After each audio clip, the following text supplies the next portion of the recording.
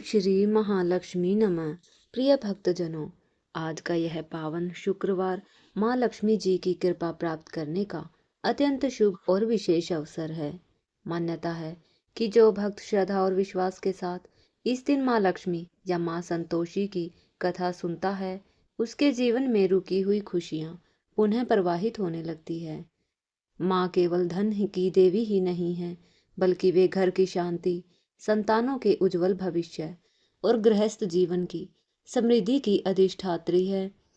जहाँ उनका वास होता है, वहाँ अभाव, कलह और दरिद्रता टिक नहीं पाते। इसी भाव के साथ यह पावन कथा आरंभ होती है। कथा के अनुसार एक बूढ़ी माता थी, जिसके 7 पुत्र थे। 6 कमाने वाले और आज्ञाकारी थे, जबकि 7वां सरल स्वभाव का, भोला और कुछ निकम्मा समझा जाता था। माता 6 पुत्रों के लिए प्रेम से भोजन बनाती और जो झूठन बचती वह 7वें पुत्र को दे देती। भोला पुत्र इसे भी माँ का स्नेह समझता था। एक दिन उसने अपनी पत्नी से कहा कि माँ उसे सबसे अधिक प्रेम करती है। पत्नी ने मुस्कुराकर सत्य बता दिया कि उसे सबका बचा हुआ भोजन मिलता है। सत्य जानने के लिए उसने एक दिन बहाना बनाकर रसोई में छिपकर सब देख लिया। उसने देखा कि त्योहार पर 6 भाइयों को आदरपूर्वक ताजा भोजन कराया गया और उनके बचे टुकड़ों से एक लड्डू बनाकर उसे देने की तैयारी की गई। यह देखकर उसका हृदय टूट गया और वह उसी दिन घर छोड़कर परदेश चला गया। जाते समय उसने अपनी पत्नी को अपनी अंगूठी निशानी के रूप में दी और पत्नी ने गोबर लगे हाथ से उसकी पीठ पर थाप मारकर अपनी निशानी दे दी। प्रदेश पहुंचकर उसे एक साहूकार की दुकान पर नौकरी मिल गई।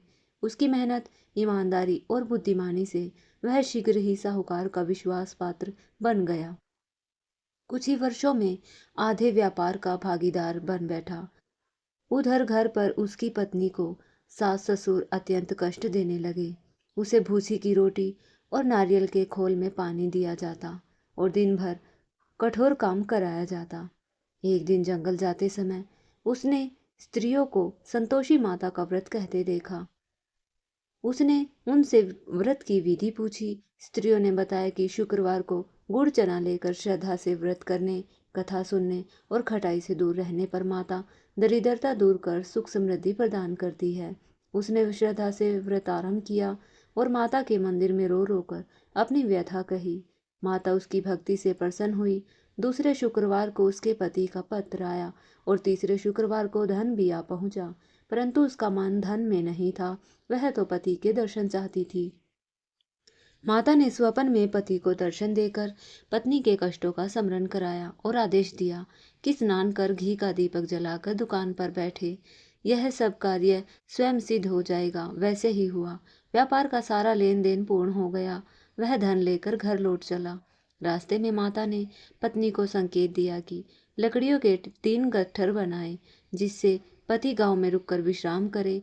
ऐसा ही हुआ और अंततः पति पत्नी का मिलन हुआ।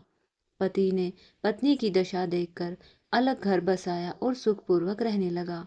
समय आने पर पत्नी ने संतोषी माता के व्रत का उद्यापन करना चाहा, परंतु जेठानी के बहकावे में बच्चों ने भोजन के बाद खटाई मांग ली। भोली बहू ने उन्हें पैसे दे दिए और उन्होंने इमली खा ली। इससे व्रत भंग हुआ और माता के कोप से उसके पति को राजदूत पकड़ ले गए। दुखी होकर वह पुनः माता के मंदिर गई। माता ने उसे त्रुटि समझाई और पुनः सावधानी से उद्यापन करने को कहा।